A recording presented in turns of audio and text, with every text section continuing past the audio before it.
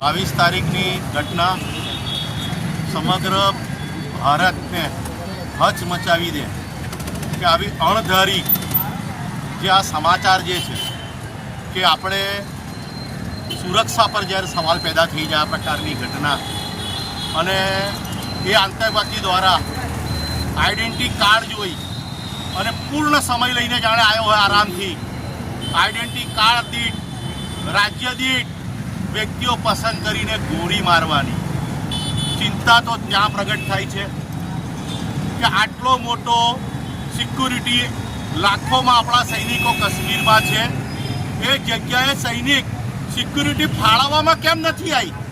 બીજું એણે જે આઈડેન્ટિટી કાર્ડ વેરિફિકેશન કરીને ગોળીઓ મારી છે, ખૂબ લાંબો સમય લીધો છે.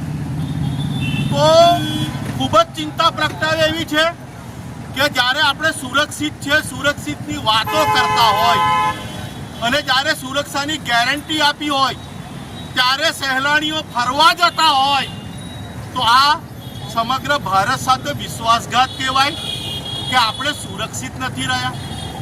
અને આજે તમે જુઓ છો કે સુરત અમદાવાદ આજે ગેર હિન્દુસ્તાની એટલે કે બાંગ્લાદેશીથી લઈને જે શોધવામાં આવી રહ્યા છે, તો આવી ઘટના થયા પછી સરકાર એક્શન લે છે.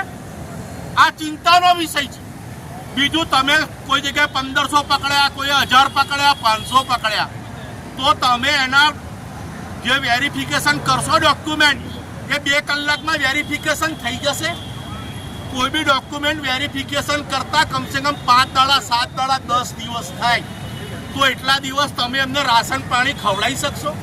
આ ઘણી બધી આપણે એક્ટિવ થવાની જરૂર છે. પોલીસ તો આપણા રક્ષક છે, પોલીસને આપણે મદદ કરવી પડશે. એરિયામાં આપણને કોઈ શંકાસ્પદ એવા લાગે પોલીસને આપણે ઇન્ફોર્મેશન આપવી જોઈએ, પોલીસને મદદરૂપ થવું જોઈએ.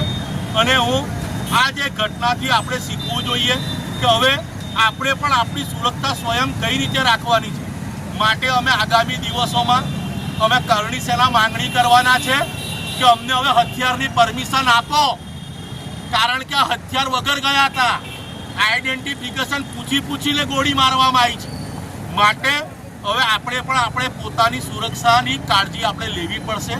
એ દિવસો દૂર નથી, કારણ કે આ જે ઘટનાઓ આપણને ઘણી બધી રીતે શીખવાડી રહ્યા છે. માટે શીખવું જોઈએ.